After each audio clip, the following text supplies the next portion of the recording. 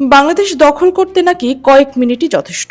বাংলাদেশের সঙ্গে যুদ্ধ ভারতের কাছে তো কয়েকদিনের ব্যাপার নয়, কয়েক মিনিটেই ফয়সলা হয়ে যাবে। ভারতের পশ্চিমবঙ্গের নবনির্বাচিত মুখ্যমন্ত্রী শুভেন্দু অধিকারীর এই একটি বাক্য কি দক্ষিণ এশিয়ার মানচিত্র বদলে দেওয়ার ইঙ্গিত, নাকি এটি কেবলই রাজনৈতিক হুঙ্কার? যখন একদিকে শুভেন্দু অধিকারী সীমান্তে কাঁটাতার আর জমি হস্তান্তরের চরম সিদ্ধান্ত নিচ্ছেন, ঠিক তখনই ঢাকা থেকে আসছে এক বজ্রকঠিন হুঁশিয়ারি। এই বাংলাদেশ আর আগের সেই বাংলাদেশ নেই। কিন্তু পর্দার আড়ালে কি শুধুই কথার লড়াই চলছে, নাকি গত কয়েক দশকে ভারতের যে একছত্র আধিপত্য ছিল তাতে এবার বড় কোনো ফাটল ধরেছে? সীমান্ত থেকে শুরু করে বেজিং আর ইসলামাবাদ, খেলার ছকটা কি তবে উল্টো যাচ্ছে? আজ আমরা খুলে দেব সেই রহস্যের জট, যা হয়তো আপনার রাতের ঘুম কেড়ে নিতে পারে। ঘটনাটা শুরু হয়েছিল কয়েক মাস আগে। তখন শুভেন্দু অধিকারী পশ্চিমবঙ্গের মুখ্যমন্ত্রী হয়নি, কিন্তু তার একটি বক্তব্য পুরো বিশ্বে শোরগোল ফেলে দিয়েছিলেন। তিনি বলেছিলেন, বাংলাদেশের সাথে যুদ্ধ ভারতের কাছে কয়েক দিনের ব্যাপার নয়, কয়েক মিনিটের ফয়সালা। একজন স্বাধীন রাষ্ট্র সম্পর্কে এমন দুঃসাহসিক মন্তব্য ইতিহাসে খুব কম নেতাই করেছেন। আজকের প্রতিবেদনে আমরা সেই পুরো ঘটনা তুলে ধরার চেষ্টা করব। কিন্তু এর জবাব দিতে সময় নেয়নি ঢাকা। সে সময় বিএনপির বর্ষিয়ান নেতা মেজর হাফিজ পাল্টা গর্জন করে বলেছিলেন, ভারত তো দূরের কথা, আমেরিকাও কোনোদিন বাংলাদেশ দখল করতে পারবে না। তিনি সাফ জানিয়ে দিয়েছেন, সাহস থাকলে দখল করতে আসো, তারপর বুঝিয়ে দেব কত ধানে কত চাল। আজ প্রেক্ষাপট বদলেছে। শুভেন্দু অধিকারী এখন পশ্চিমবঙ্গের মুখ্যমন্ত্রী, আর মেজর হাফিজ বাংলাদেশের স্পিকার। অনেকেই ভেবেছিলেন ক্ষমতায় বসার পর হয়তো দুই দেশের উত্তেজনার পারদ কিছুটা নামবে, কিন্তু বাস্তবতা তার উল্টো। মুখ্যমন্ত্রী হিসেবে শপথ নেওয়ার পর শুভেন্দুর প্রথম সিদ্ধান্তটি যেন আগ্নেয়গিরিতে ঘি ঢেলে দিয়েছে।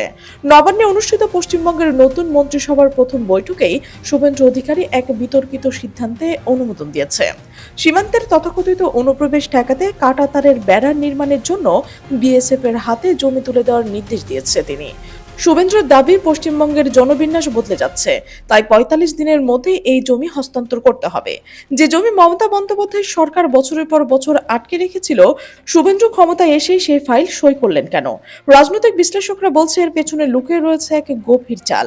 কাঁটাতারের বেড়া নির্মাণ করতে গিয়ে অনেক সময় বাংলাদেশের ভূখণ্ড দখল করে নেওয়ার অভিযোগ উঠেছে, আর এবার সেই আশঙ্কা সত্যি হতে চলেছে বলে মনে করছে ঢাকা।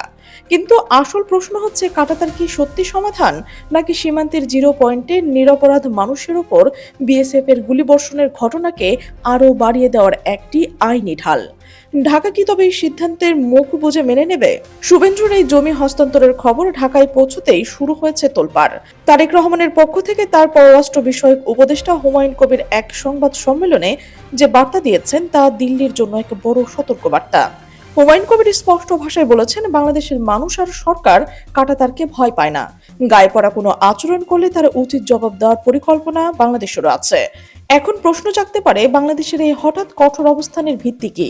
হুমায়ুন কবিরের বক্তব্যে লুকিয়ে ছিল সেই উত্তর। তিনি বলেছেন, শেখ হাসিনার সময়ে সেই নতজানু পররাষ্ট্রনীতি এখন আর নেই। বাংলাদেশ এখন আর দিল্লির আশীর্বাদের ওপর দাঁড়িয়ে নেই। এর মাঝে উঠে এসেছে এক ভয়ঙ্কর সত্য।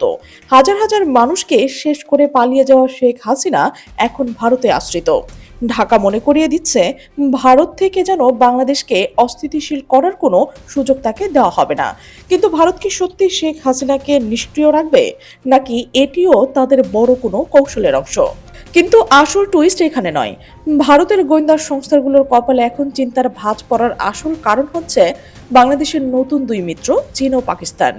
যে তিস্তা চুক্তি নিয়ে ভারত বছরের পর বছর ঢাকাকে ঝুলিয়ে রেখেছে, সেই তিস্তা প্রকল্পে এবার অর্থায়ন করতে যাচ্ছে চীনের এক্সিম ব্যাংক। প্রধানমন্ত্রীর বেইজিং সফর এখন সময়ের ব্যাপার মাত্র। যদি চীন তিস্তা প্রকল্পে ঢুকে পড়ে, তবে ভারতের শিলিগুড়ি করিডোর বা চিকেন নেক এর নিরাপত্তায় যে বড় ঝুঁকির মুখে পড়বে, তা দিল্লির অজানা নয়। কিন্তু তার চেয়েও বড় ধাক্কাটি এসেছে ইসলামাবাদ থেকে। দীর্ঘ কয়েক দশকের শীতল সম্পর্কের পর বাংলাদেশ ও পাকিস্তানের মধ্যে 10 বছর মেয়াদী গোয়েন্দা তথ্য বিনিময় এবং সন্ত্রাসবাদ দমনের প্রস্তাবিত চুক্তি দিল্লির নিরাপত্তা বিশ্লেষকদের মনে রীতিমতো কম্পন সৃষ্টি করেছে। নিরাপত্তা বিশ্লেষকদের মতে পাকিস্তানের গোয়েন্দা সংস্থা ISI যদি বাংলাদেশের নিরাপত্তা পরিকাঠামোতে প্রবেশাধিকার পায়, তবে ভারতের 7 সিস্টার্স রাজ্যগুলোর বিচ্ছিন্নতাবাদী গোষ্ঠীগুলো আবার মাথা চাড়া দিয়ে উঠতে পারে। গত 15 বছরের সোনালী অধ্যায় ছিল, তা কি তবে চিরতরে শেষ হয়ে গেল? এক সময় ধারণা করা হচ্ছিল বাংলাদেশ যে সরকারে আসুক না কেন তাদের দিল্লির সাথে তাল মিলিয়ে চলতে হবে।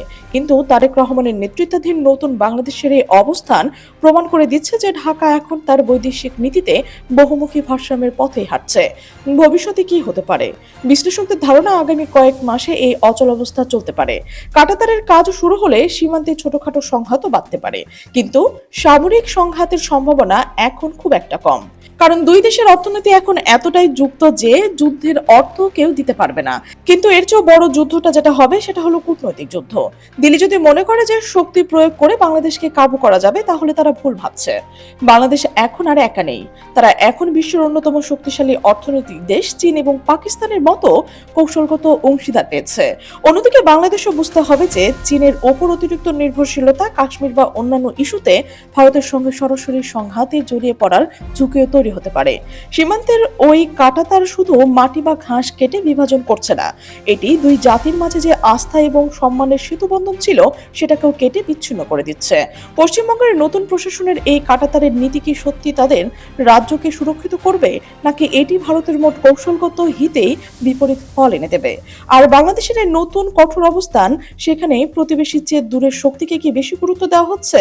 সেটা কি দেশের সার্বভৌমত্বের প্রকৃত রক্ষা, নাকি এই মেরুকরণে একদিন এমন একটা পরিস্থিতির জন্ম নেবে যেখানে সাধারণ মানুষের কথা বলার কেউই থাকবে না?